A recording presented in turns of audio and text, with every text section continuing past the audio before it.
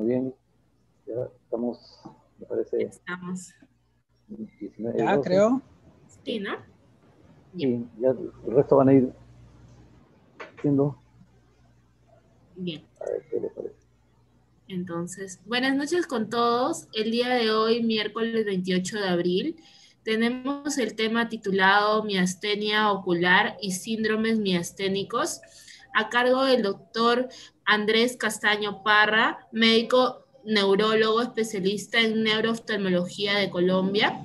Y como moderador tenemos al doctor Justiniano Sea Quispe, médico oftalmólogo, neurooftalmólogo del Departamento de Neurooftalmología del Instituto Nacional de Ciencias Neurológicas. Le damos pase al doctor Sea para la presentación. Ok. Muy bien. En esta oportunidad tenemos al doctor Andrés Castaño Parra, médico neurólogo, neurooftalmólogo de Colombia, con la ponencia de miastenia ocular. Un poco de resumen de su currículum.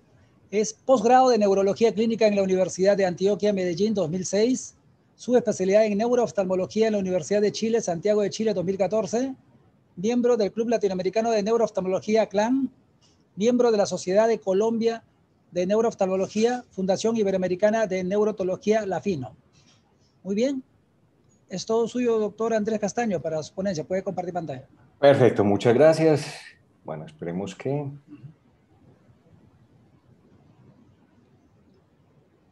Y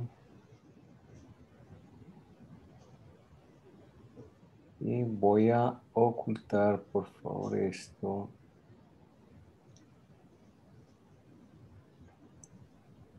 Bueno, nuevamente muchas gracias por la invitación. De verdad que es un honor poder estar con ustedes y felicitarlos de antemano porque el curso les está quedando maravilloso.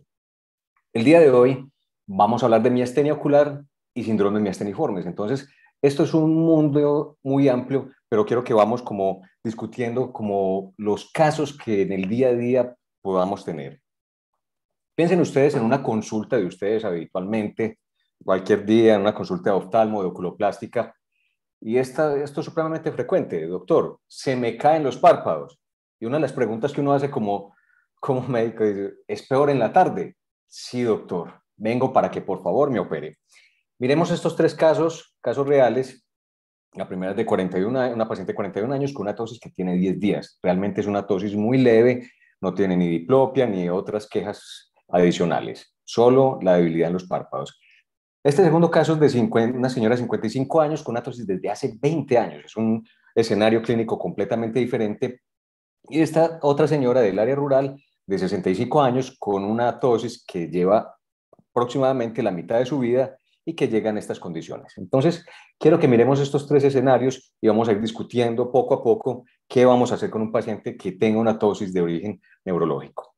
Lo primero cuando llega el paciente es que la mayoría de oftalmólogos dicen, por favor, Dios mío, que no sea de neuro, que no sea de neuro, y es precisamente porque hay algo de neurofobia en todo esto. Neurooftalmología es muy bonito, es muy amigable, hay que verle el mejor lado a esto. Entonces, ¿por qué es importante para el oftalmólogo hacer un diagnóstico de una miastenia ocular y sobre todo en las fases iniciales? Bueno, porque cuando en la fase inicial tenemos una condición que es completamente benigna, usualmente el paciente va a tener otosis o diplopia o la combinación de ambas. Pero esto puede cambiar. Esto puede cambiar y el paciente se puede generalizar. El paciente puede tener falla respiratoria e incluso puede fallecer. De hecho, en esta época de COVID, los pacientes que tienen miastenia gravis con compromiso respiratorio frecuente tienen peores pronósticos durante la infección. Entonces, es algo que tenemos que tener en cuenta. Son pacientes que tenemos que vigilar. La otra opción que también tenemos que tener en cuenta es que los pacientes pueden tener un timoma y ese timoma puede tener un compromiso pues grave de su estado de salud. Entonces, ¿cuándo va a pasar ese paciente que está consultando con ustedes de una forma benigna a una forma ya más agresiva? Vamos a ver. Necesitamos saber que a ustedes les puede llegar la miastenia ocular. Claro, es que la mayoría de los pacientes con una miastenia gravis van a tener síntomas oculares. Entre el 50 al 80% de los casos, aquí es la regla del 50-80, es muy fácil, 50-80 van a tener manifestaciones oculares y ese 50-80 se van a generalizar. Entonces, solamente vamos a tener un paciente que el resto de su vida solamente va a quedar con una miastenia ocular. ese riesgo de generalización que va a tener el paciente lo va a tener principalmente en los 2 primeros años. Y esos 2 primeros años va a ser muy importante en el interrogatorio porque cuando el paciente pasa esa época, uno dice, vea, el riesgo de generalización ya pasó. Muchos pacientes llegan con una miastenia ocular y esa miastenia tiene aproximadamente, no, es que llevo 2 años así, me han hecho 2 bléfaros, etcétera. Uno dice, bueno, ya 2 o 3 años, ya digamos que pasó el riesgo de generalización y ya el paciente no va a tener un riesgo vital, por lo menos en estos casos. Lo otro que tenemos que tener en cuenta es que la miastenia es la enfermedad autoinmune por excelencia. De todas las enfermedades autoinmunes, esta es de las primeras descritas y las mejores estudiadas. Entonces, es muy frecuente encontrar que además de la miastenia, el paciente tenga otra condición autoinmune diferente, un hipotiroidismo autoinmune, un Hashimoto, una anemia perniciosa, una artritis, un lupus. Entonces, eso también lo tenemos que comprender para poder hacer el seguimiento de los pacientes.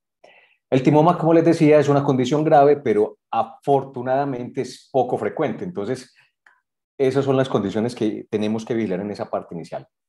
Entonces, cuando el paciente consulta por tosis, la primera pregunta que nos tenemos que hacer es, ¿realmente esto sí es una miastenia? O sea, sí lo es. Si el paciente tiene diplopia, si tiene otros síntomas generales, el paciente posiblemente va a consultar primero al neurólogo y no al oftalmólogo. Ustedes lo que van a recibir es el paciente con tosis o diplopia inicialmente. Entonces, una de las cosas más importantes es que 1 de cada 4 pacientes no va a tener miastenia, a pesar de que tenga síntomas sospechosos. Y miren esta serie de casos que es bastante interesante en un centro de referencia.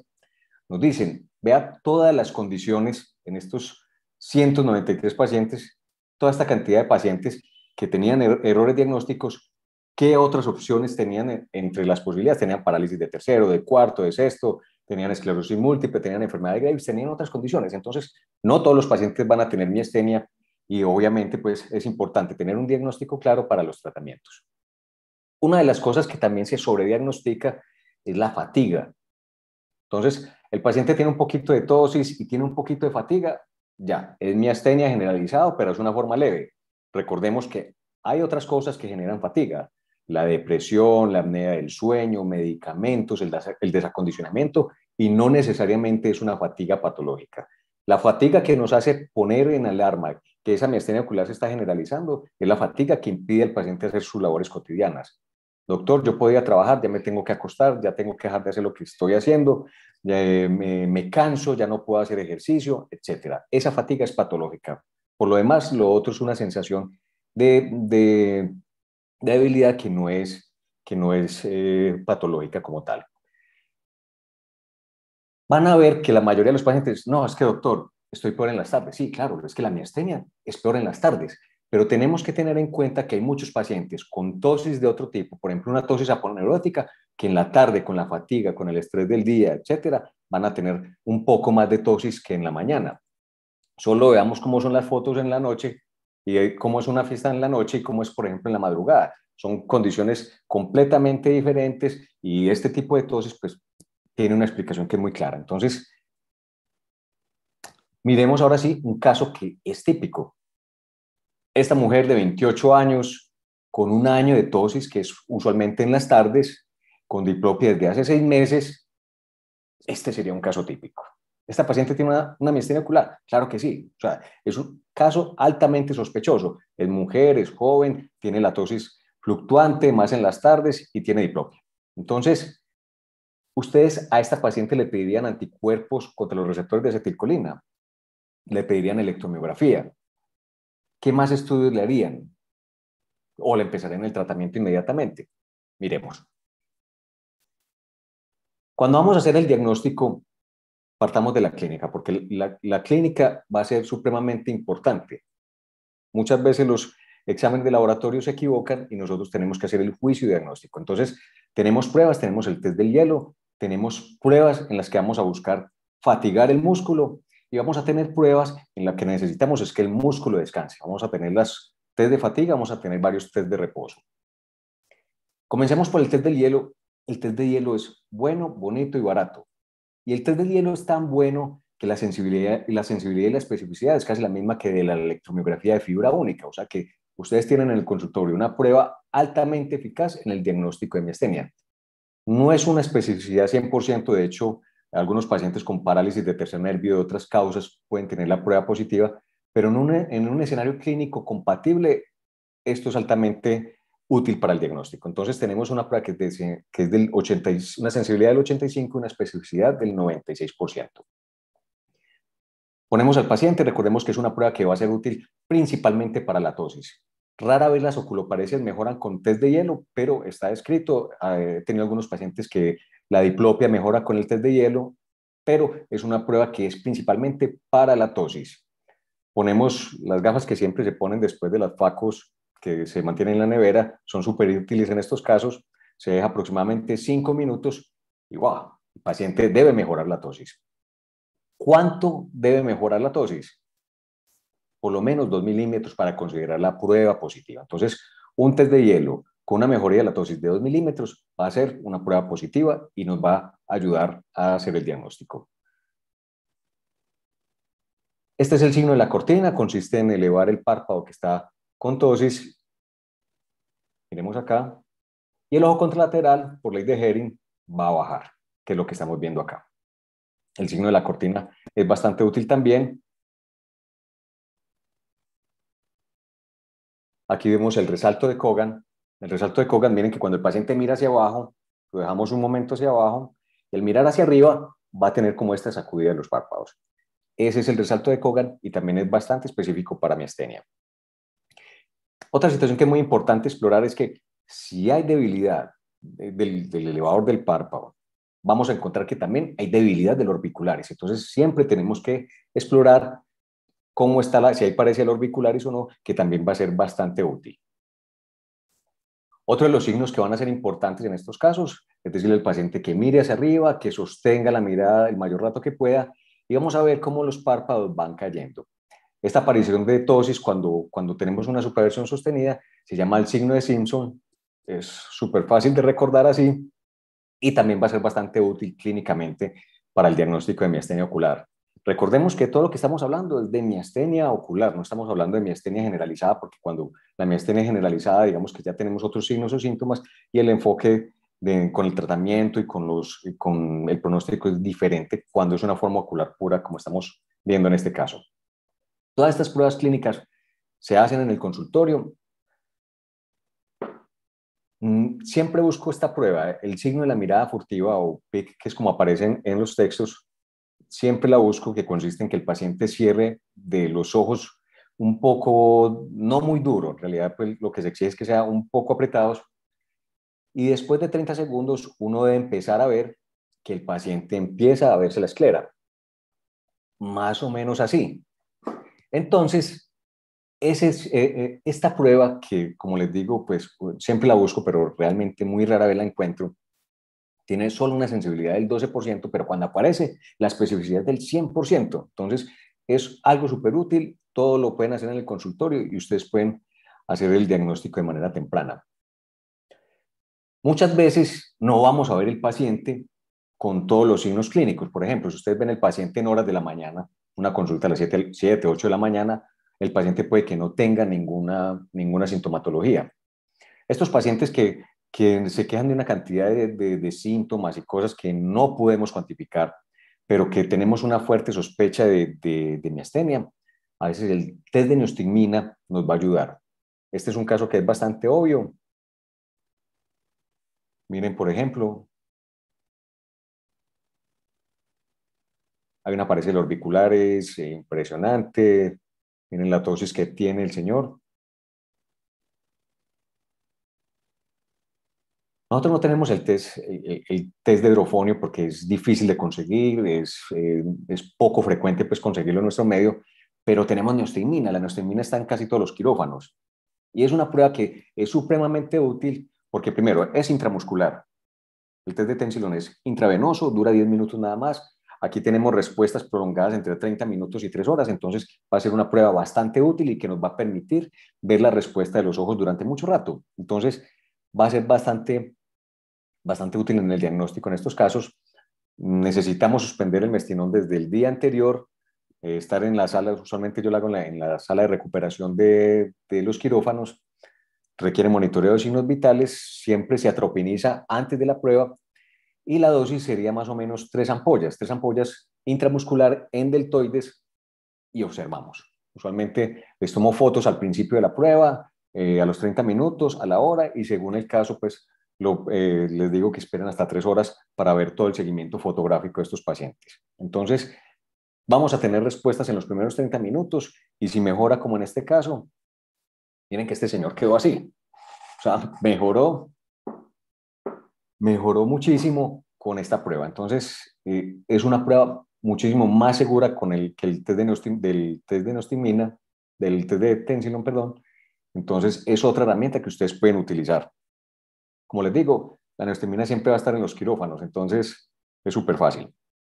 Esto va a tener una sensibilidad del 90 y una especificidad del 94%.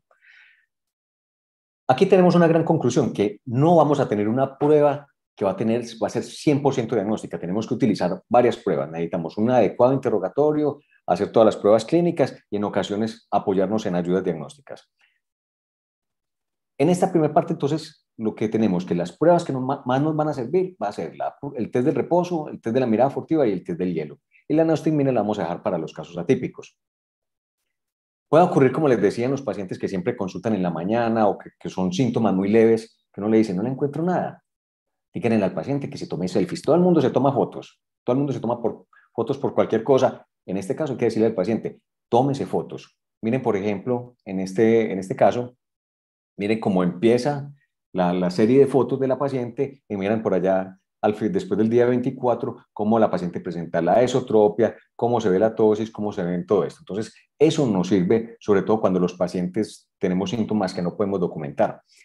Pídanle al paciente selfies, pídanle fotos antiguas, además, porque hay pacientes con tosis que se quejan pueden tener tosis congénitas, etcétera, que uno necesita ver.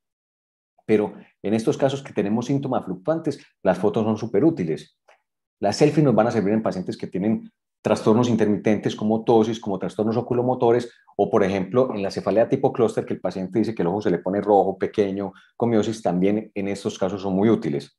Lo que sí hay que decirle a los pacientes es que, por favor, sea solamente la foto de los ojos, que a veces traen unas fotos que, bueno, se ve más de lo que uno quisiera ver, entonces piden al paciente que solamente sean los ojos. Entonces, en esta paciente que estábamos ahorita comentando, una paciente en la tercera década de la vida, con un año de evolución de síntomas, miremos, la miastenia tiene 2 picos principales, entre los 20 y los 30 y por allá alrededor de los 50. En ese primer pico de la enfermedad vamos a encontrar que es más frecuente en mujeres, que es más frecuente las formas generalizadas, pero en el pico de los 50 va a ser más frecuente en hombres y vamos a tener formas oculares puras. Realmente esto no es lo que veo pues, en la consulta habitual. Usualmente en los pacientes adultos veo muchísimas más mujeres que hombres, pero igual, digamos, estas son las estadísticas que hay al respecto. Entonces, una vez tenemos que el paciente tiene una miastenia, unos síntomas compatibles con miastenia, la evaluación clínica es compatible con miastenia y ustedes están seguros, este paciente lo tiene, ¿ahí qué sigue? Entonces, aquí tenemos varios casos. Entonces, esta paciente, que es la de la foto, se le realiza una electromiografía que es positiva y tienes unos anticuerpos que son positivos. Miremos, analicemos el caso. Esta paciente necesitamos 4 cosas. Uno, saber cuál es el riesgo de generalización. Vuelvo y repito, los 2 primeros años son demasiado importantes, porque en ese año usted va a saber cómo se comporta la enfermedad. Si es un paciente que hace falla respiratoria, que hace crisis miasténicas, cuidados intensivos en el primer año, usted sabe que el resto de su enfermedad posiblemente va a ser así y va a requerir un tratamiento inmunosupresor mucho más avanzado. Entonces, ese paciente que en este caso tenemos síntomas oculares puros, tenemos que decir cuál es el riesgo de que este paciente presente una forma generalizada. ¿Cómo lo vamos a clasificar serológicamente?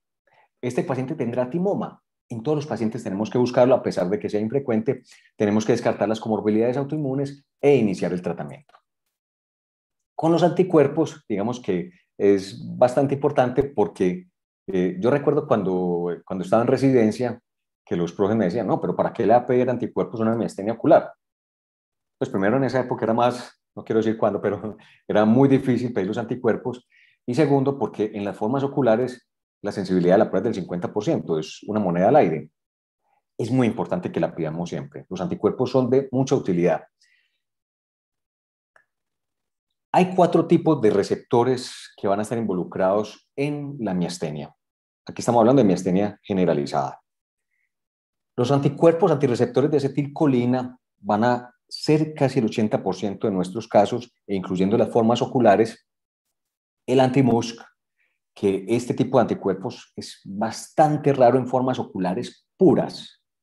Ojo, vuelvo a lo mismo, estamos en formas oculares puras.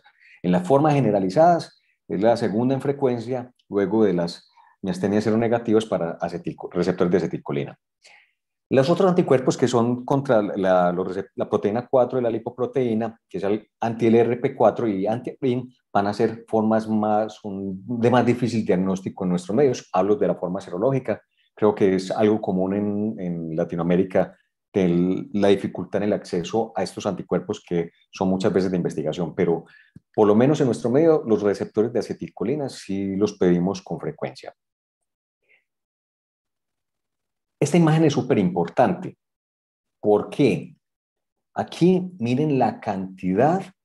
Estamos viendo que casi todos los pacientes van a ser positivos para los receptores de acetilcolina. Ojo, vuelvo y les digo, las formas oculares puras casi todas van a estar en este tipo de pacientes. Anti-MuSK va a ser muy poco frecuente y las formas de anti-LRP4 y anti-AGRIN es muy variable. Las formas seronegativas de miastenia gravis es muy raro también que tengan formas oculares. Y el Eaton-Lambert, que siempre pensamos en este tipo de condiciones, en los síndromes miasteniformes, también va a ser muy poco frecuente que tengan formas oculares puras. Entonces, pensemos siempre que nuestro primer objetivo es buscar los receptores de acetilcolina. ¿Cómo los vamos a pedir? Estos anticuerpos, como les decía, es positivo en el 50-55% de los casos. Tenemos de 3 tipos: fijadores, inhibidores y moduladores. Si vamos a hacer un estudio, si fuéramos a hacer como digamos selectivos en qué anticuerpo pedir, deberíamos empezar con los fijadores, que va a ser la mayoría. Si estos fijadores son negativos, pasaríamos a pedir los inhibidores y los moduladores. Si estos anticuerpos son negativos, pediríamos los anti-MuSK. Como les decía, es muy raro una forma ocular pura, muy diferente a las generalizadas, que sea por anti-MuSK. Y si definitivamente hay esta doble negatividad, ya estaríamos hablando de una miastenia seronegativa y podríamos pedir el anti-AGRIN y el anti-LRP4, que son formas pues, más difíciles para nosotros de solicitar. Entonces, si miramos todas las pruebas en general, miren cómo cambia cuando es una forma generalizada, cuando es una forma ocular. Claro, es que la forma generalizada tiene está lleno de anticuerpos en todo el cuerpo, las pruebas van a salir obviamente positivas en mucha más porcentaje que una forma ocular pura, que digamos que el segmento comprometido es mucho menor. Entonces, miren cómo se comportan los receptores para acetilcolina, para anti-MuSK, y si lo comparamos con el test de Lambert y con la electromiografía de fibra única, miren las diferencias. Entonces, en resumen, casi todas las miastenias oculares puras que veamos van a tener alguno de estos marcadores positivos, o sea, la electromiografía, o sea, los anticuerpos, o las dos. O sea, que con cuadro clínico compatible y con estas ayudas diagnósticas, básicamente estarían todos los pacientes con el diagnóstico ya definido. Les he insistido en todo el rato, es que el problema de la miastenia ocular, un paciente no se va a morir de miastenia ocular, tendrá diplopia, tendrá tosis, pero no se va a morir de miastenia ocular. ¿Qué pacientes con miastenia ocular van a generalizarse? Ese es el miedo de uno, ¿cierto? Este score, que es bastante útil, nos dice, vea, si el paciente tiene anticuerpos positivos, los que les acabo de mencionar, si el paciente tiene autoinmunidad definida, tiene ANAS positivos, tiene una anemia una anemia perniciosa, tiene una tiroiditis de Hashimoto, tiene un lupus, tiene un Sjögren, etc. Y si además de eso, en el TAC de tórax o en la resonancia de tórax tiene hiperplasia tímica, ese paciente tiene un alto riesgo de generalización. Y el hecho de que ese paciente tenga todas estas condiciones, y si además es mujer y es joven, como les mostraba ahorita en la curva, ese paciente hay que inmunosuprimirlo muy bien, porque ese paciente posiblemente va a tener un desenlace que no va a ser adecuado y que posiblemente pueda tener complicaciones. Entonces, aquí en este punto, un mensaje importante es que si tenemos la disponibilidad, pedirle anticuerpos a todos los pacientes. Vamos a tener una certeza diagnóstica con un cuadro clínico compatible, con una semiología compatible, con anticuerpos y con electromiografía.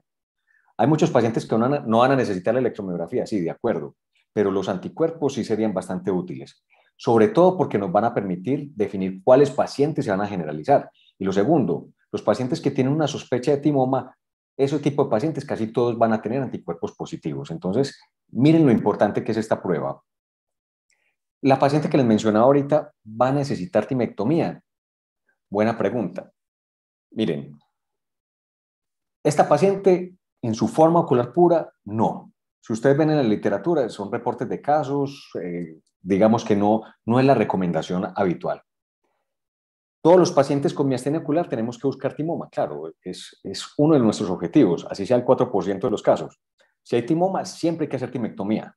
Eso no tiene discusión y es muy fácil la decisión diagnóstica. Si el paciente tiene una miastenia generalizada y está entre 18 y 55 o 18 y 60 años, ese paciente va a ser candidato a timectomía, sobre todo si tiene anticuerpos positivos. Entonces miren la utilidad de los anticuerpos y volvemos a la necesidad de hacerlo. Las formas oculares puras es muy debatido, pero se puede considerar en pacientes con diplopias intratables, con tosis intratables o en pacientes que tienen muy mala tolerancia a los medicamentos. Entonces, esos pacientes severos que no responden a nada, se podría considerar. No tengo ningún paciente con miastenia ocular pura con timectomía, pero hay que considerarlo si la evolución no es la apropiada. Como les decía, todos los pacientes con timoma van a tener anticuerpos positivos.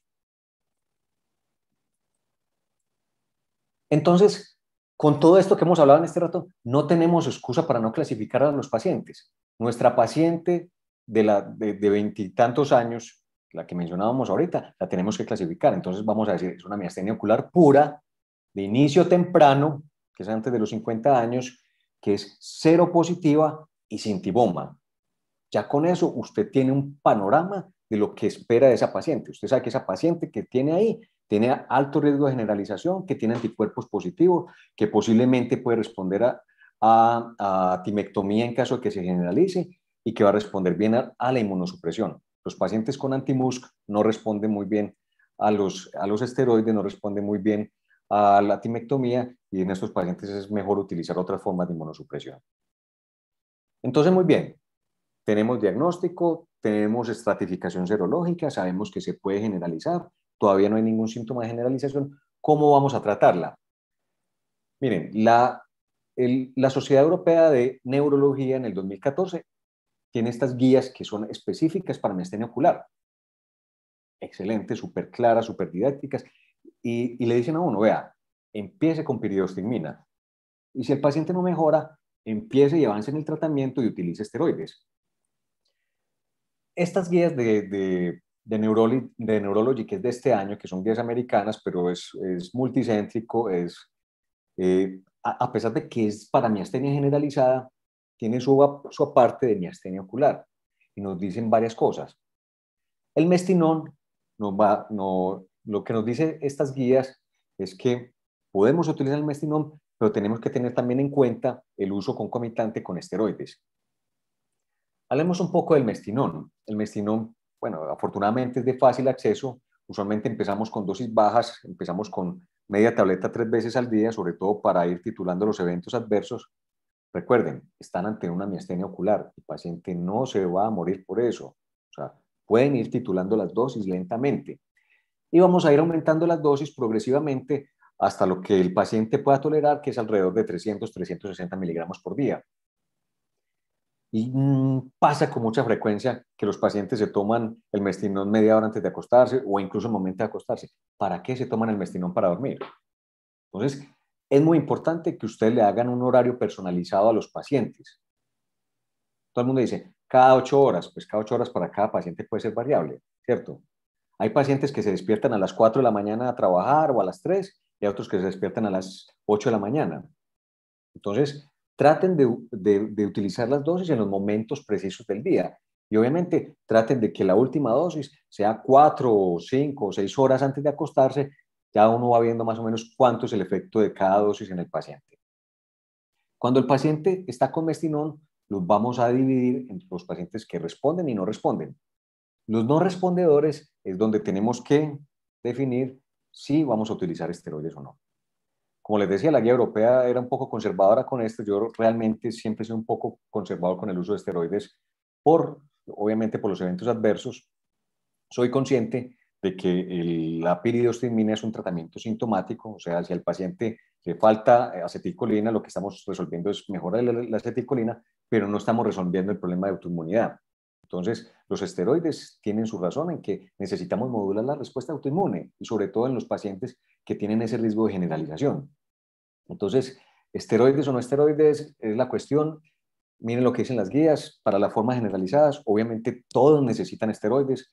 Para las formas oculares puras, creo que podemos mirar dependiendo del caso. O sea, si es una forma ocular con alto riesgo de generalización, como la paciente que tenemos, posiblemente tengamos que utilizarla desde el inicio. O sea, estamos hablando de la paciente con anticuerpos positivos, hiperplasia tímica, autoinmunidad asociada. Si el paciente no mejora con mestinones, si es un no respondedor, también es posible que tengamos que utilizarlo. O sea, tenemos el no respondedor, el paciente con alto riesgo de generalización, o en el paciente en el que usted se sienta un poco más tranquilo y que tenga pocos factores de riesgo para el uso de esteroides. Ahí los podría utilizar. Y se recomienda dosis bajas. ¿Dosis bajas cuánto es? Es variable. Es variable, usualmente está entre 20 y 10 miligramos. No necesitamos las dosis de inmunosupresión de 1 miligramo por kilo como utilizaríamos en las formas generalizadas. Podemos utilizar incluso dosis interdiarias, que es alguno de los esquemas que recomienda la guía europea, sobre todo para evitar los eventos adversos. Yo pienso que aquí tenemos que ver en qué condiciones está el paciente. Pero si el paciente es dependiente de esteroides, o sea, ese paciente con diplopia intratable, que no le puede bajar los esteroides porque mismo tiene crisis, ese paciente que a pesar de que usted lo tiene con dosis altas de mestinón, le tiene que agregar también esteroides, posiblemente el paciente va a necesitar en algún momento dosis ahorradoras de un medicamento ahorrador de esteroides, que en este caso sería azatioprina.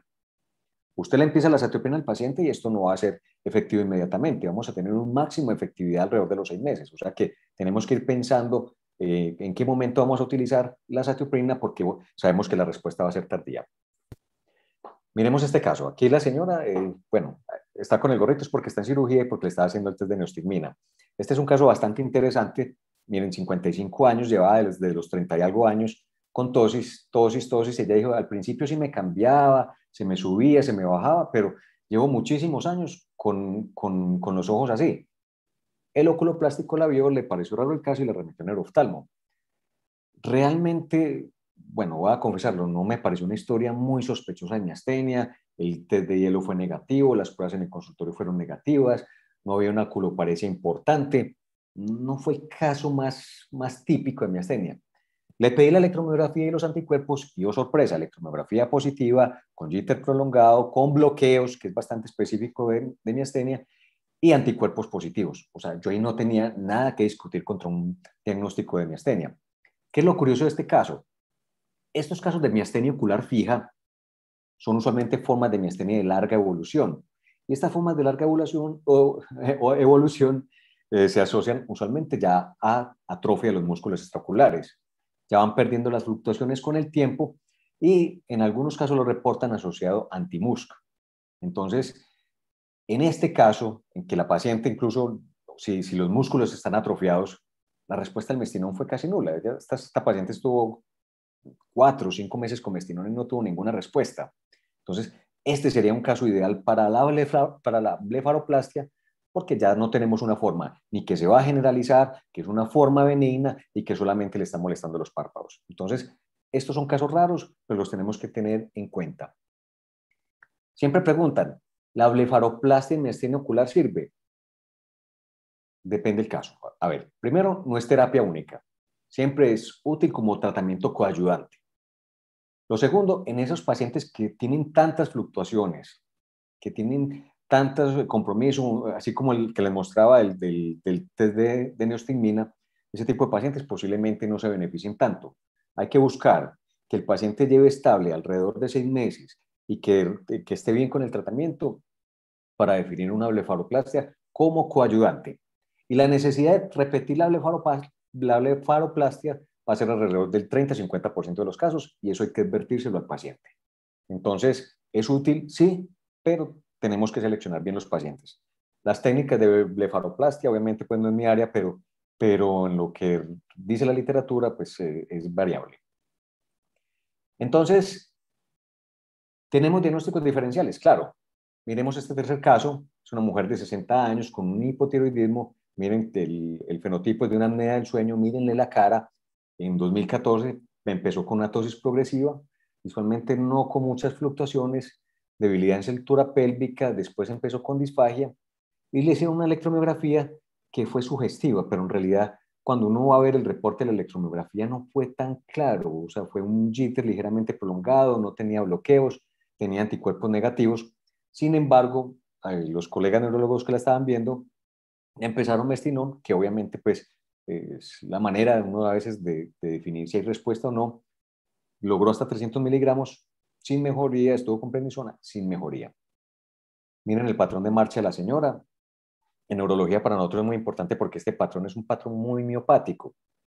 No es el patrón de parecia ni de neurona motora superior ni de neurona motora inferior. Y ese patrón miopático ya te dice, esto es raro. Esto no parece alteración neuromuscular, sino aparece, es algo relacionado con el músculo directamente. Tiene algo de cefaloparesia, tenía... Yo quiero que miren la cara, esto es antes de pandemia obviamente. Miren la falta de expresividad facial. La voz era una voz que tenía una hipofonía, era una voz un poco nasal. Y si ustedes ven el caso en general, ven mucho compromiso axial, mucho compromiso en los ojos y mucho compromiso de pares bajos. Esta paciente tiene una miastenia ocular. Pura no, porque tiene muchas cosas por el resto del cuerpo. Es una miastenia generalizada. Es raro, el patrón no cuadra, la falta de respuesta a los medicamentos también lo hace uno dudar, la ausencia de anticuerpos, la electromiografía no fue tan concluyente. Finalmente, esta paciente terminó con una distrofia oculofaringea. Tenía una CPK en 2000, que ya el momento que se pidió esa CPK 2000 fue lo que encendió las alarmas y eso nos ayuda. Entonces, todos estos pacientes con miastenias atípicas, con esos síntomas que no cuadran, que se sale como lo que esperamos, a veces una CPK es bastante útil. Y este estudio genético para distrofia oculofaringea fue finalmente el diagnóstico que fue el definitivo, y la electromiografía de fibra única antes, en vez de ayudar, digamos que desorientó un poco todo ese proceso inicial. Miren cómo son los pacientes con distrofia miotónica, tienen atrofia aquí del temporal, miren esta cara así, que es un poco, es una cara alargada, inexpresiva, usualmente tienen algo de calvicie frontal, y el aspecto es bastante claro. Esta atrofia aquí temporal les da esa cara como alargada. Miren esto que es pues, de lo clásico, tienen además ginecomastia, tienen cataratas, estas cataratas de la distrofia, sobre todo la miotónica, que son en árbol de Navidad, también serían bastante útiles en el diagnóstico diferencial. Entonces, tenemos que sospechar de que puede haber otro diagnóstico en los pacientes que se salen de nuestro cuadro clínico típico. Miren este cuarto caso. Esta es una señora que vive en un área rural, es una persona analfabeta, de difícil interrogatorio. La señora básicamente consultó por una diabetes de Nova, que es una diabetes que empezó y que la tenía sintomática, y el médico que la ve la remite a la ciudad precisamente porque le nota estos cambios en los ojos y bueno, la remitió para los estudios. Y cuando uno habla con ellas, pues a pesar de que la información era tan difícil como muchas personas del campo, decía, esto lleva más de 30 años, o sea, casi la mitad de la vida de ella. Al principio sí hubo visión doble, pero no lo supo definir, no fue muy claro. La vio cirugía plástica en ese momento, la remite con un diagnóstico de una miastenia, la señora había recibido Mestinón, no había mejorado, esteroides no se le podía dar por la diabetes. Quiero que miren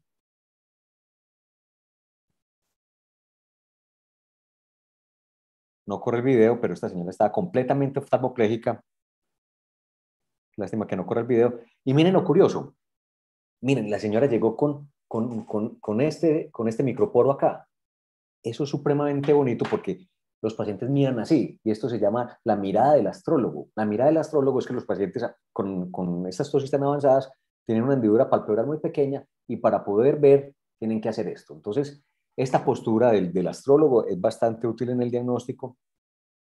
Y no corre el video, pero esta señora está completamente oftalmoplégica sin compromiso pupilar.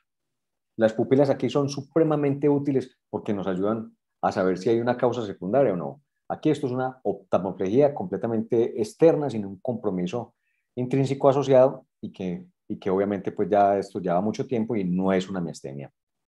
Entonces, recordemos que las oftalmoplegias que son sin diplopia son la parálisis supranuclear progresiva, como les decía, en la fase inicial pueden tenerla, la oftalmoplegia externa progresiva, que es el caso anterior, que estos pacientes van a tener tosis y tosis muy significativas, como la señora de la foto, y las diplopias que son agudas, vamos a pensar que es neurológicas. Este quinto caso, este reciente, este tiene 3 semanas. Esta es una paciente que envía el video y envía las selfies y dice, no, es que vea, llevo aproximadamente 10 días en que siento muy pesados los ojos, los siento muy pesados, yo no soy así. De hecho, es una persona bastante activa habitualmente y dice, no, mis ojos no son así. O sea, me siento rara, me siento extraña. Y esto me pasó después de que me vacuné de que tuve la primera dosis para COVID, con la dosis de ella fue de Pfizer. Y ella dijo, y por eso consulté. El oftalmólogo muy juicioso le puso el test de hielo y ella dijo, no, es que mejora impresionante. Mientras venía al consultorio, ella decía, no, todos los días me pongo el hielo en la tarde, todos los días, porque con eso descanso. Esto fue en el consultorio. Miren que no son diferencias muy marcadas, pero le estamos creyendo a la paciente. Miren que el test de hielo efectivamente mejoró casi los 2 milímetros exactos. Obviamente, con todo esto de la vacunación, empezamos a investigar y bueno, realmente no hay mucho. O sea, realmente no encuentra uno muchas cosas con vacunación y miastenia. Ella tiene una electromiografía positiva, tiene una electromiografía de fibra única compatible con alteración neuromuscular, tiene anticuerpos negativos, está pendiente los anti-MuSK, que bueno, tardan más, todavía no los tengo. Y teníamos una gran duda. Primero, si la vacunación tuvo que ver. Todos estos reportes que ven aquí a la derecha, muchos de ellos son reportes de miastenia con otras vacunas. Si extrapolamos eso a la vacuna del COVID, obviamente puede ocurrir. Y la hipótesis que hay en estos casos es que los pacientes pueden tener una predisposición, que la respuesta autoinmune generada por la vacuna simplemente es el detonante del inicio de la enfermedad. Es posible, porque ya cuando hablamos con esta paciente tenía una sospecha además de un síndrome antifosfolípido que nunca se confirmó y que ahorita estamos retomando eso. Entonces, en el diagnóstico de esta paciente, que llevamos muy poco tiempo, tenemos una miastenia ocular en la fase inicial, posiblemente relacionado con la vacunación, y aquí hay que resaltar la utilidad de la telemedicina para estos tipos de casos. Recordemos que si nos ponen en cuarentena, si nos toca hacer telemedicina, aquí fue bastante útil todo esto. Ella tuvo mejoría con el hielo y bueno, lo que les estaba contando. Hoy está cumpliendo años Penélope Cruz. Tiene 47 años el día de hoy. Miren cómo era hace 10 años y miren cómo es en esta foto reciente. Hay una diferencia de 10 años entre la primera y la segunda foto. Obvio, ella siempre se ve bien, no lo dudo. Pero recordemos que siempre tenemos que preguntar por el uso de toxina botulínica. La toxina botulínica nos da falsos positivos de las electromiografías y que puede persistir hasta 1 año. Entonces, si el paciente joven le llega con tosis y además de eso con una electromiografía normal, obviamente pues aquí se va a generar el factor de confusión. Entonces, tengamos en cuenta eso. La electromiografía no solamente va a ser útil positiva en la miastenia, también en otras miopatías, en el Miller-Fisher, incluso en pacientes con parálisis facial, con denervación muy importante. Si la electromiografía, si el estímulo se hace en el lado de la parálisis, así haya sido antigua, esa prueba puede salir positiva. Entonces, miren que las pruebas clínicas, de las pruebas de laboratorio, las ayudas diagnósticas son importantes, pero siempre hay que correlacionarlas con la clínica.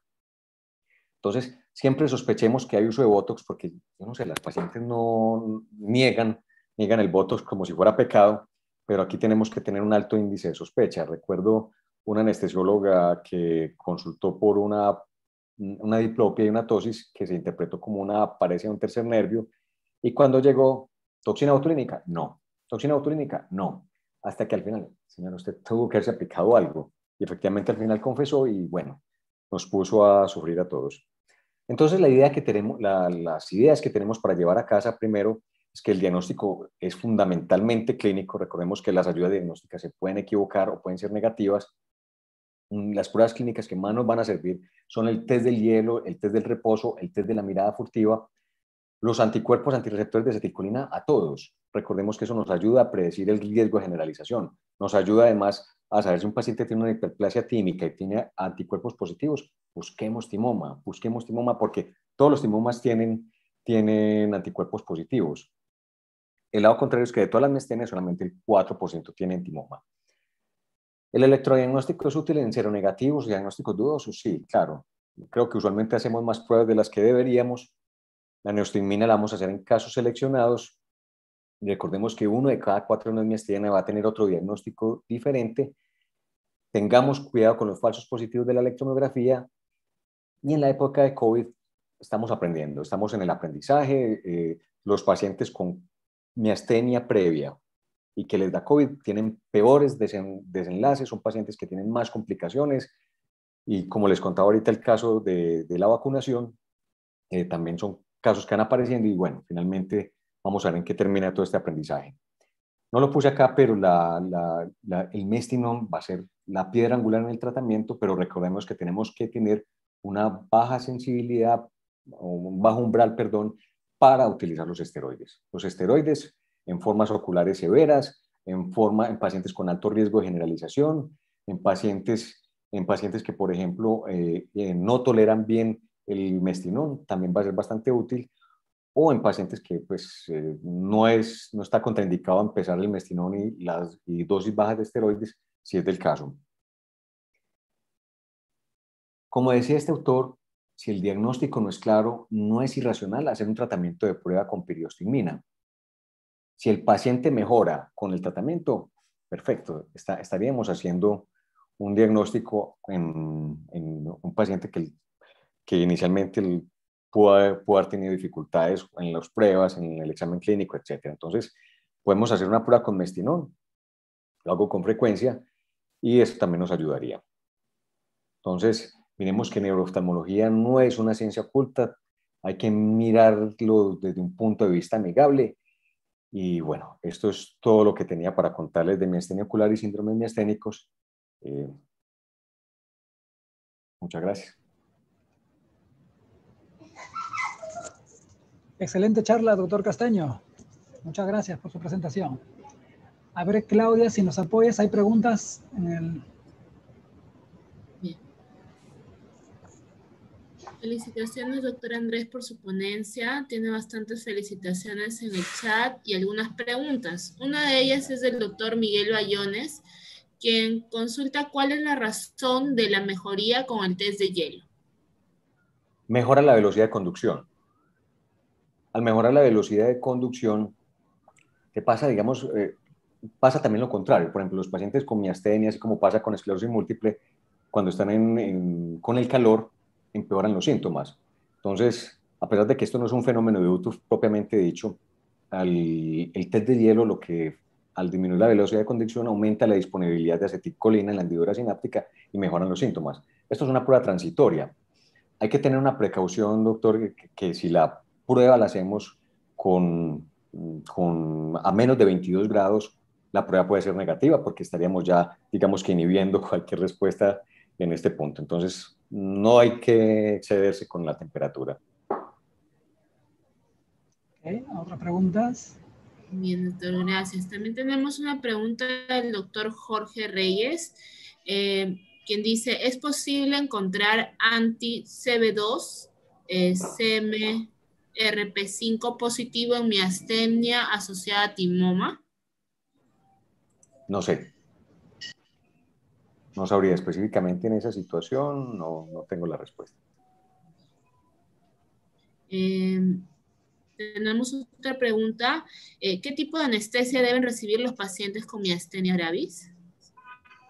Bueno, la lista, usualmente, una vez uno tiene el diagnóstico de miastenia, uno debe entregarle la lista a los pacientes. La lista siempre se dejan bajar en internet, en las guías que hay de comienzo de año, digamos que hay una lista que le puede ser útil al paciente el anestesiólogo debe escoger los que no tengan impacto en la unión neuromuscular. Entonces, tienen que buscar los tipos de anestésicos que no empeoren la miastenia, que ya esos están definidos previamente.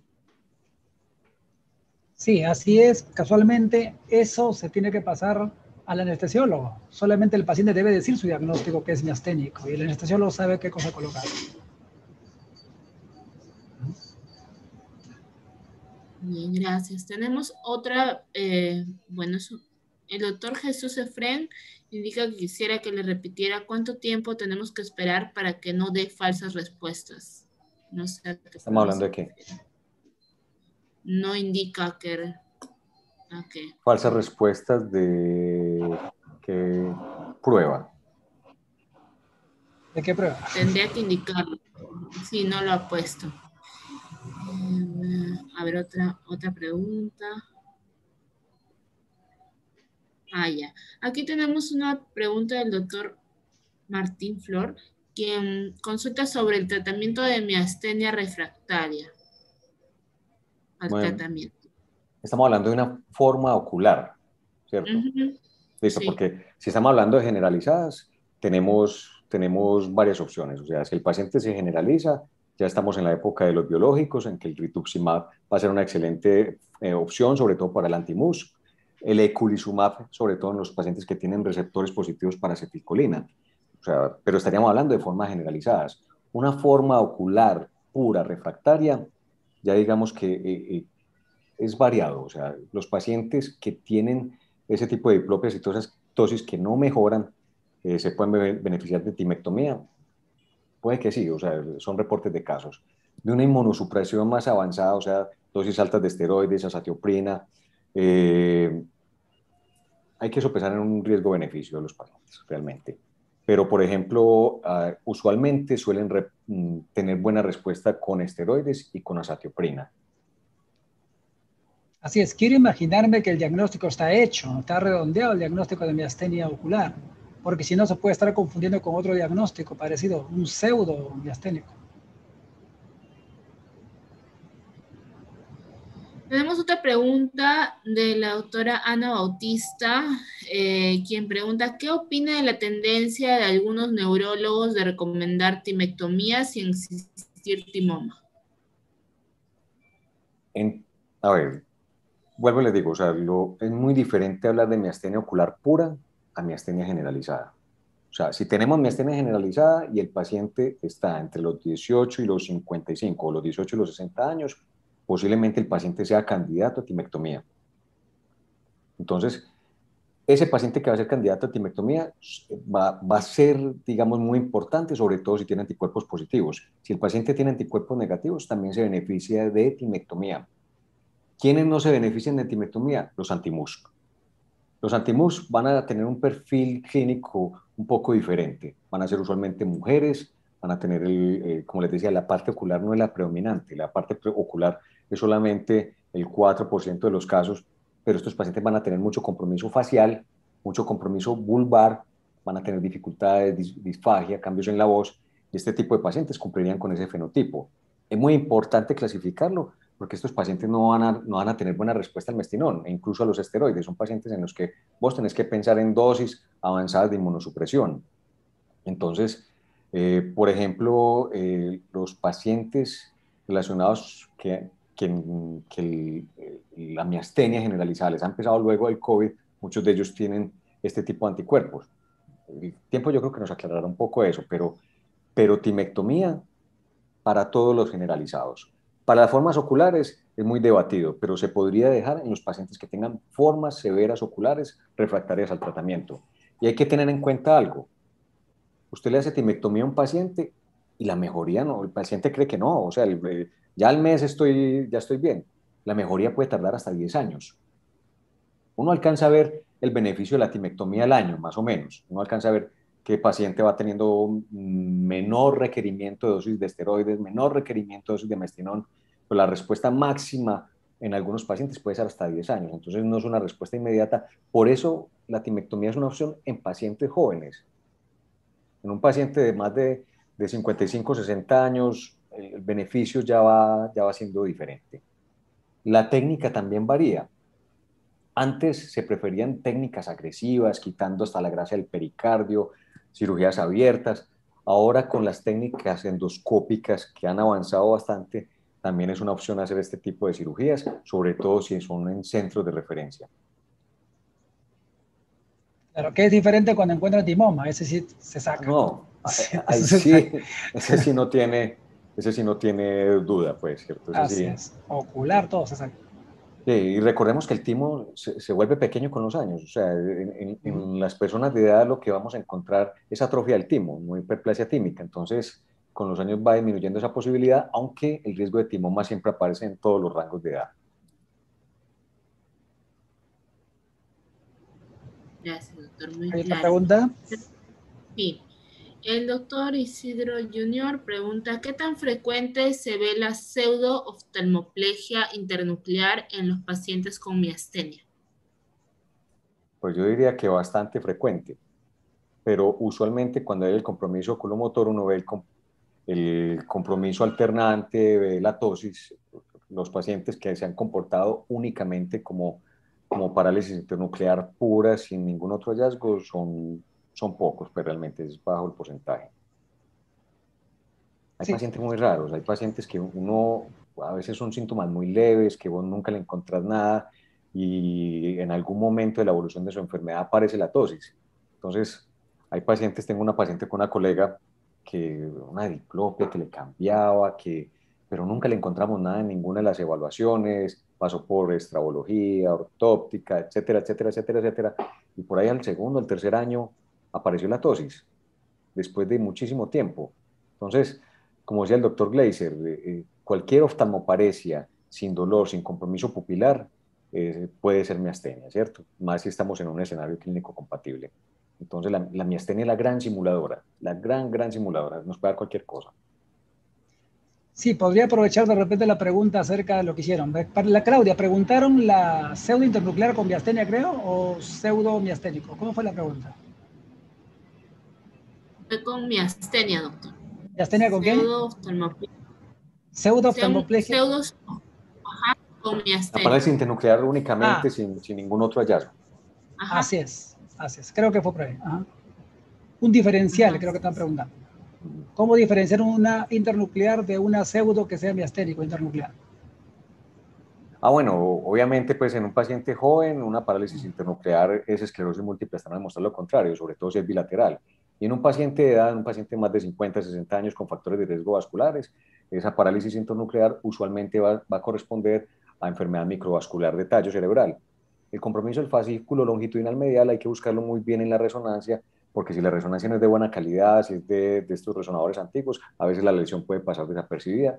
Estoy hablando de las lesiones vasculares. Los pacientes que tienen esclerosis múltiple suelen tener muchas más lesiones y el diagnóstico es más claro. Entonces, la resonancia en esos casos, o sea, si yo tengo un paciente con una parálisis internuclear, de nuevo, posiblemente lo primero que va a buscar y donde va a dirigir el estudio es a descartar patologías en el tallo cerebral, en el fascículo longitudinal medial, sea en el mesencéfalo o sea en la protuberancia, según la sospecha clínica. Claudita, ahí de repente puedo aportar un poco en este punto acerca, porque hay bastante gente de formación, me imagino que la duda viene por ahí. Un diagnóstico diferencial, por ejemplo, de una oftalmoplegia internuclear. Supongamos que tengo una oftalmoplegia internuclear del lado izquierdo. No aduce bien ese ojo y el otro ojo sí.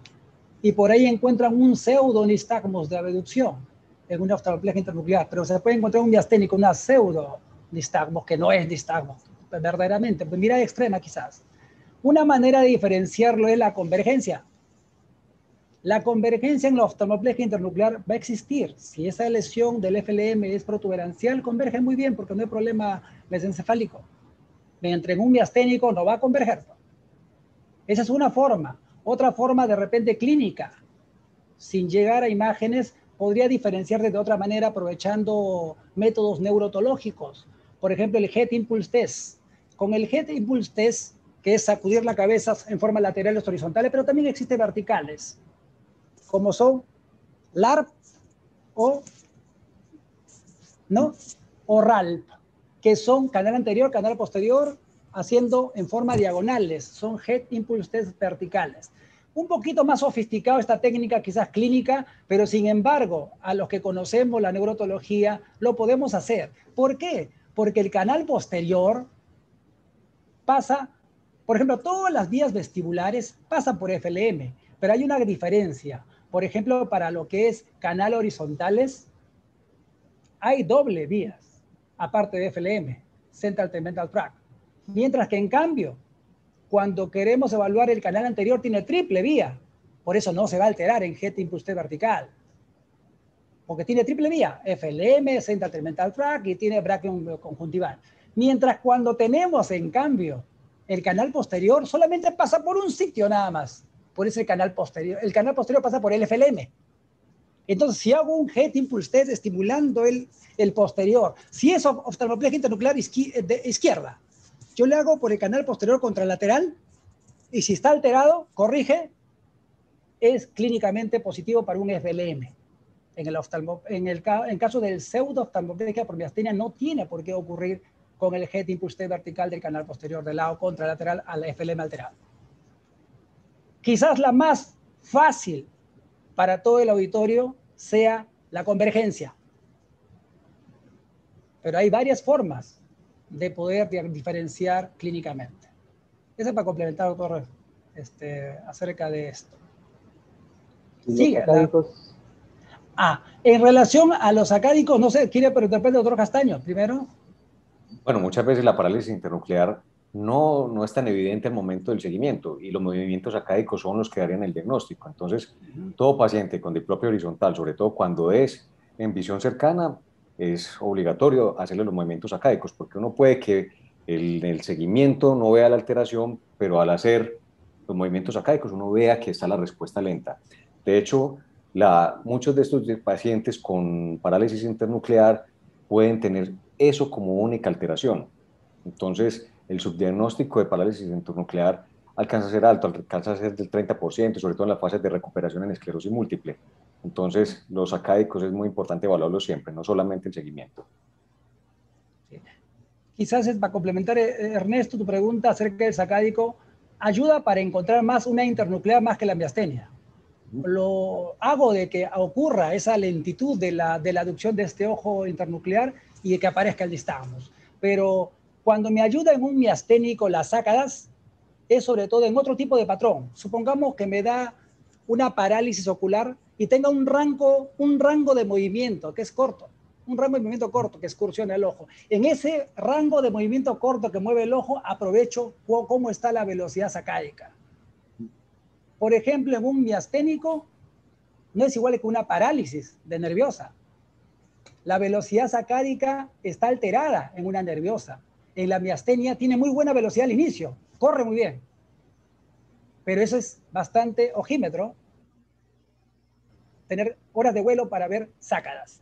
Pero la velocidad es importante en el miasténico, es muy buena velocidad al inicio de la ejecución, ya después se fatiga, para diferenciarlos. Por eso que uno tiene que tener una sospecha diagnóstica, una sospecha alta en este tipo de casos. Ojalá todos los pacientes llegaran como los libros, ojalá. Así es. Pero la miastenia uno siempre se lleva sorpresas, es la gran simuladora en muchas cosas y como les decía, muchos de los diagnósticos se hacen con el tiempo. Pero tal vez el mensaje principal con esto es que, recuerden, una miastenia ocular no lo va a matar a uno. A veces se afanan en los diagnósticos, en inmunosupresión y todo esto. No, espere, o sea, si el diagnóstico no es tan claro, llénese de argumentos y razones. O sea, muchos de estos pacientes, uno prefiere, por ejemplo, decirle, no, pida la próxima cita al final del día, que yo lo vea cansado. Porque es que muchas veces llegan a las 8 de la mañana y llegan con nada. Sí, claro, o sea, uno despierto, sin tener ningún tipo de fatiga. Hay ocasiones en que los pacientes yo les digo, vea, yo trabajo en un piso 17 y les digo, vea, baja hasta el piso 10 por las escalas y suba caminando rápido. Pues, trata uno de evocar algo de fatiga en esto, buscando que aparezca alguno de los síntomas. Pero entonces, uno no se muere de una miastenia ocular. De una miastenia generalizada, sí, claro. Pero si tienen la duda, sigan al paciente, vuélvanlo a ver. O sea, llénense de argumentos. Así es. Quizás, Ernesto, un poco acerca, insistiendo más en las sácadas que preguntaste, hay un diagnóstico diferencial que mostró el doctor acerca de Chronic Progressive External Oftalmoplegia, ¿no? Oftalmoplegia externa progresiva crónica y un miasténico. Los dos pueden tener tos y los dos no excursionan muy bien los ojos. Pero esos ojos se pueden mover un poco siquiera. ¿Cómo lo puedo diferenciar clínicamente nada más si solo tengo mayormente el problema acá, ocular, y no tengo en el cuerpo mayor cosa? O sea, fuera de exámenes auxiliares, las ACAS también ayudan ahí. El miasténico, como te digo, muy buena velocidad en ese pequeño rango que mueve el ojo. La Chronic Progressive External Ophthalmoplegia es más lenta las ACAS, corres con una velocidad media viscosa. No es tan rápido como el miasténico cuando yo lo hago disparar. Mira para acá, mira para acá. Es otra ayuda, Ernesto, para todos. Perfecto. Sí. ¿Hay más preguntas, Claudia, quizás? Y tenemos otras preguntas. El doctor Albán creo había levantado, ¿no? Ah, no, parecía. No. Si me permiten, por favor. Claro, doctor. Sí, Ya. El audio. No nos olvidemos de que hay muchos participantes que son residentes de neurología y oftalmología y que son neurólogos. Y quiero preguntarle al doctor Castaño dos preguntas muy sencillas. Uno, ¿qué pasa con los pacientes de miastenia ocular que los estamos tratando y ya les estamos administrando 240 miligramos, 300 miligramos diariamente y no vemos respuesta alguna? Usted, yo pensaría en agregar corticoides, en adicionar corticoides. ¿Qué hace usted con las dosis del anticolinesterásico? ¿Las mantiene iguales? ¿Baja las dosis del anticolinesterásico? ¿Qué es lo que hace usted? Y en segundo lugar, si adiciona el corticoide, ¿no? ¿Qué método utiliza? ¿El inicial de dosis altas, el inicial de dosis bajas y durante cuánto tiempo lo utiliza? Y quiero aprovechar también, doctor Castaño, en preguntarle, nosotros no utilizamos mucho el test de neostigmina acá. Bueno, ustedes tienen la precaución de hacerlo en sala de operaciones. ¿Cuál es la prevalencia de eventos adversos por el uso de la neostigmina? Gracias. Son muchas preguntas. A ver, vamos por las primeras. Listo. Cuando yo tengo un paciente que está por allá alrededor de los 300, 360, en la población nuestra, la mayoría de los pacientes ya empiezan con el dolor abdominal, con la diarrea. O sea, la tolerancia ya se va poniendo mal después de los 300, incluso un poco antes. Esos pacientes que están llegando a ese punto, o sea, que requieren dosis altas de mestinón y que no hay una respuesta satisfactoria, con seguridad ese paciente va a necesitar esteroides.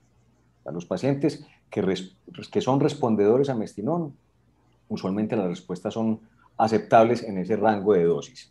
Entonces, cuando ya van pasando los 240, 300 y no estoy muy convencido, ya, uno dice, tocó. Vuelvo y lo confieso, hay colegas neurólogos que trabajan en neuromuscular, que esos esteroides desde el principio, o sea, sin miedo. Yo soy más conservador. Yo soy más conservador por lo que les decía, las guías europeas, porque las guías actuales también me dan esa opción de intentarlo en monoterapia y sobre todo por los eventos adversos. Cuando empiezo con los esteroides, suelo empezar con 1 miligramo por kilo, pero rápidamente pues inicio la disminución tratando, ¿qué busco con la dosis inicial de 1 por kilo? Tratar de que el paciente mejore y esté tranquilo, porque ya cuando no van respondiendo, están intranquilos, empiezan obviamente pues con la incertidumbre del pronóstico, entonces suelo empezar con dosis máximo de 60 kilos, de 60 miligramos, perdón. Intento disminuir rápidamente y al llegar a 20, digamos que hay una fase de meseta en la que ya bajo más despacio y la idea es después llegar a unas dosis de mantenimiento de 10. Hay un esquema que es interdiario, que supuestamente es de menos eventos adversos. No tengo experiencia con ese esquema, algunos colegas lo utilizan, pero también es otra opción para utilizar en los pacientes con riesgo de eventos adversos con esteroides. Yo suelo ser conservador por algo. Suelo ver muchos pacientes con miastenia de inicio tardío, en los que ya hay hipertensión, hay otras comorbilidades, y que uno dice, no, los esteroides en este rango de edad no serían, pues estaríamos cambiando una enfermedad por otra realmente. Entonces, dejaría una dosis de mantenimiento alrededor de 10 miligramos si el paciente tolera, estaría entre 10 y 20. ¿Cuánto tiempo? Va a depender de los síntomas del paciente. Ese paciente que es altamente dependiente de piridostigmina, posiblemente uno tenga que estar bastante tiempo con él.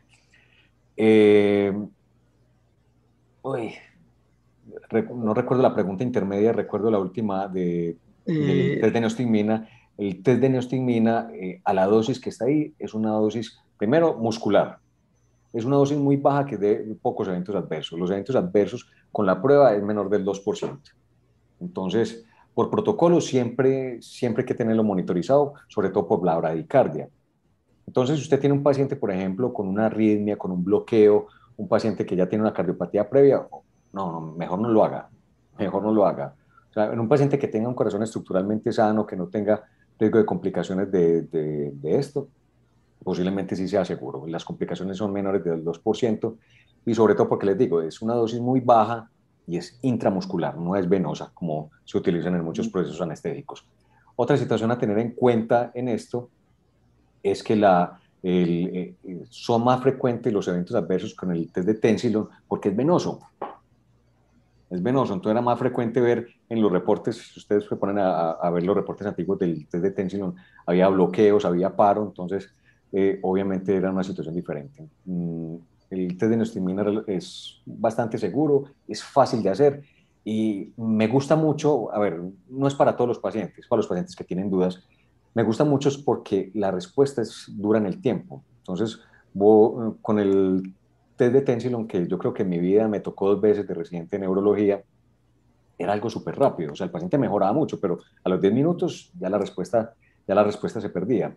Con el test de neostigmina vos tenés respuestas prolongadas de 30 minutos hasta 3 horas. Entonces, te puedes dar el gusto de examinar el paciente, de mirar, de examinar, no tenés el afán como lo tenía uno con las otras pruebas.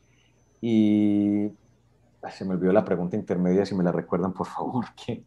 Un poco Sí, doctor, perdón, cuando usted adiciona el corticoide, ¿qué hace con las dosis del anticolinesterásico? No, doctor, yo trato de mantener dosis altas de colinesterásico para utilizar dosis bajas de esteroides. Una vez, digamos, el paciente logramos la estabilidad de sus síntomas, empiezo a utilizar, a mí lo que más me preocupa realmente es los esteroides por los eventos adversos. Entonces, mi afán inicial es dejarlo en dosis bajas de esteroides. ¿Hasta cuándo? Hasta cuando tolere. O sea, si se quedó en 10, se quedó en 10, si se quedó en 20, se quedó en 20. Y bueno, puedo ir intentando bajar en un segundo momento el mestinón. Hay una situación que pasa con los pacientes, usualmente por encima de los 300, es que empiezan las fasciculaciones. Ya las fasciculaciones es un signo de toxicidad. Entonces, cuando el paciente empieza con las fasciculaciones, uno dice, esta es mi dosis tope. Posiblemente, si hay cólico, diarrea, fasciculaciones, digo yo no puedo pasar de este punto. Porque si empiezo a pasar de ese punto de toxicidad, eso también me va a dar debilidad. Y me va a dar un síndrome colinérgico y voy a empeorar al paciente. Entonces, vayan con calma, vuelvo y les digo, o sea, el paciente con miastenia ocular no se va a morir por la miastenia ocular. Entonces, vayan con calma, van subiendo, van titulando la dosis. Si el paciente empieza con las fasciculaciones, con las otras cosas, ahí deben de parar y posiblemente ahí es, como usted dice, doctor, de ir ingresando los esteroides, dosis altas al principio, pero rápidamente bajar hasta una dosis de mantenimiento.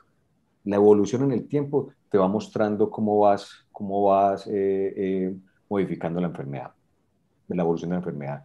Como les decía, el punto crítico es los 2 primeros años. Y yo les digo al paciente eso muy claro, los 2 primeros años usted tiene que estar muy pendiente en esta consulta o con su neurólogo, porque este es el periodo de observación más importante. Aquí definimos si su enfermedad va a ser de difícil tratamiento o no. Un paciente con falla respiratoria el primer año ya uno sabe que es un paciente que posiblemente va a necesitar rituximab o eculizumab entre sus tratamientos para evitar fallas respiratorias a futuro. Clarísimo, doctor, muy agradecido. Con mucho gusto. Perfecto. Siguiente pregunta, Claudia. ¿Hay más? Bueno, el doctor Jesús Efrén aclaró su pregunta. Dice, con respecto a la toxina botulínica, ¿cuánto tiempo esperar para no confundirse con síntomas de miastenia? 1 año. El bloqueo puede durar hasta 1 año. El falso positivo en la electromiografía. Entonces, hay un caso sospechoso y electromiografía positiva, pues si es muy sospechoso, a ver, el evento adverso, por ejemplo, una tosis por toxina es transitoria, es reversible, debe mejorar después del mes y a los 3 meses ya no ve ningún evento adverso de nada. Entonces, ese paciente ya nos quitamos el diagnóstico de miastenia de encima, así tenga la electromiografía normal. Entonces, es mejor esperar por lo menos el año. Recordemos, y me pasó recientemente con una paciente, que la electromiografía de fibra única suelen tomar algunas fibras aquí alrededor del orbicular, y esa paciente había tenido una parálisis facial muy severa en su juventud. Obviamente está muy recuperada ya y todo eso, pero tenía, obviamente, ya había denervación. Entonces, en la electromiografía de fibra única apareció, fue un falso positivo y confundió todo, porque tenía debilidad, porque tenía tosis, porque tenía una cantidad de cosas, pero no una historia de miastenia. Entonces, ¿qué hicimos con esa paciente? Le pedimos una electromiografía del nervio facial para medir el porcentaje de denervación, y le pedimos al electromiografista que hiciera la electromiografía de fibra única del lado sano. Finalmente no tenía miastenia. A ¿Me ver, permite, otra doctora pregunta Claudia? aquí. Claro, doctora, adelante. Sí. No, acá un pequeño aporte, de que nos encontramos con dos acá extraordinarios neurooftalmólogos para contarles de un artículo que publicamos en el British Journal of Ophthalmology en el año 93. El artículo era exotropia como un signo de presentación en un paciente, o sea, la exotropia como un signo de miastenia en un paciente con oftalmopatía tiroidea. Esto es a raíz de la coexistencia de estas enfermedades, ¿no? Se trataba de 4 pacientes que evaluamos que tenían oftalmopatía tiroidea y que en su evolución hicieron lo que no se esperaba de un paciente con problema tiroideo, ¿no? Que usualmente va a la esotropia o la hipotropia. Hicieron una exotropia. Y esos pacientes hicieron, o sea, se demostró miastenia gravis, ¿no? Es la primera vez que aparentemente se describió este signo. Así es. Es interesante. Sí, siempre hay que buscar la autoinmunidad asociada con esto. Esto es, como les decía, de hecho, en los textos de reumatología siempre aparece la miastenia como digamos, de las primeras enfermedades autoinmunes bien caracterizadas, con anticuerpos definidos. Es como el ejemplo del estudio de muchas de las enfermedades autoinmunes, y uno siempre busca, bueno, uno siempre pide todos los anticuerpos, ANAS, vitamina B12, anticuerpos antitiroideos, porque suele haber algún tipo de comorbilidad en estos casos. Muy bien. ¿Más preguntas ahí, Claudia? ¿Cómo estamos? Tenemos algunas otras preguntas que se han ido repitiendo y básicamente ya se han contestado. Y una última pregunta del doctor Jorge Sinches, que dice, ¿cuál es su opinión del uso de neostigmina o corticoide preso? ¿Disminuye la mortalidad antes de la cirugía? Morbimortalidad. Ujú, No está muy clara esa pregunta. Pues a ver, vuelvo y les digo, o sea, un escenario es miastenia ocular y otro escenario es miastenia generalizada, ¿cierto? Miastenia generalizada con síntomas vulvares, con síntomas de falla respiratoria, son pacientes que van a evolucionar mal. Esos pacientes van a necesitar, además de los esteroides, de una inmunosupresión más severa, posiblemente ya en esta época de los biológicos, ya esos pacientes son candidatos a este tipo de terapia, ¿cierto?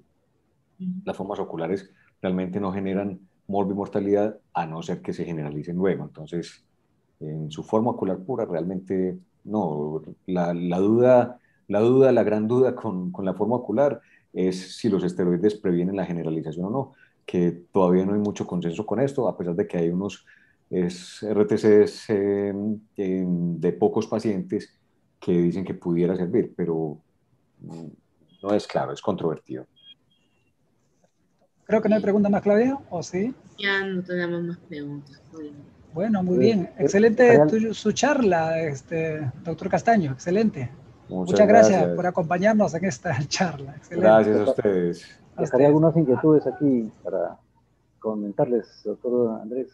Sí, señor. Estaba comentando en estos días que a raíz de esta epidemia de COVID, he estado viendo muchos pacientes con diversos tipos de patologías neurooftalmológicas. O sea, su antecedente es claro de haber tenido el COVID y después han desarrollado una serie de patologías. Entonces he visto pacientes que han desarrollado miastenia y tienen el antecedente que han tenido COVID hace 3, 4 semanas. ¿Ha sido su depresión en la inmunidad una causa para que la miastenia aparezca? Entonces son preguntas que habrá que ir viendo. Sí, estamos en el aprendizaje con todo esto, pues yo creo que estamos viendo muchas cosas que posiblemente estamos viendo más ahora que el año pasado. Obviamente ahorita tenemos más casos, más situaciones, entonces el aprendizaje sigue y pues no sé, el tiempo nos determinará. Por ejemplo, nos pasa, o cada vez vemos como más casos de pacientes con diplopia por neuropatías craneales asociadas a COVID. ¿Cuál es el tratamiento? Sí, esteroides es la salida fácil, pero realmente no sabemos, ¿cierto? Estos son escenarios que no conocemos, vemos muchas formas isquémicas en nervio óptico, o sea, pues, estamos viendo muchas cosas, pero todavía pautas claras en el tratamiento, no sé, eso creo que hay que darle un poco más de tiempo y iremos aprendiendo entre todos. Así es, a seguir estudiando el COVID. Sí, claro. Sí. Podríamos extender esto mucho más, pero realmente permítame felicitarlo, doctor Andrés, extraordinaria presentación. Muchas gracias, doctor. Querido amigo Justín, a la doctora Claudia, a Guido, que está aquí presente, pero no quiere aparecer en pantalla.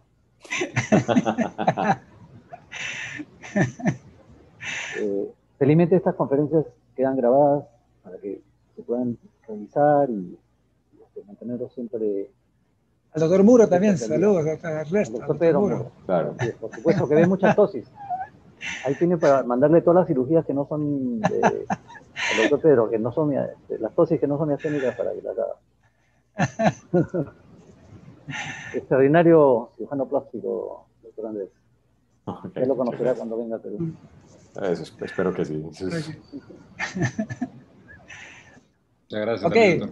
Sí, muchas gracias entonces, doctor Castaño. Gracias por acompañarnos. Muchas gracias a todos. Bueno, un placer compartir con ustedes. Y gracias a ustedes, doctor Ernesto, gracias Claudia, gracias doctor Muro, gracias doctor Albán por acompañarnos en esta charla. Gracias a todos ustedes. Será hasta la próxima. Muchas gracias. Hasta luego. Muchas gracias. Gracias, doctores. La de mañana. La de mañana, creo, nos olvidamos. La charla de mañana antes de irnos. Ahora la comparto antes de ir, ¿no? Mañana volvemos a nuestro horario de 8 de la noche. El tema va a ser de orbitopatía tiroidea a cargo de la doctora Patricia Rosas Ticona. Y como moderador vamos a tener al doctor José Velasco Estoy. Entonces el día de mañana los esperamos. Nuevamente muchas gracias al doctor Castaño y al doctor Sea por su moderación, doctor Vargas, doctor Albán, doctor Muro. Los esperamos el día de mañana. Muchas gracias por estar el día de hoy con nosotros. Okay. Gracias con todos. Buenas noches. Muchas gracias. Hasta luego. Hasta luego. Buenas noches.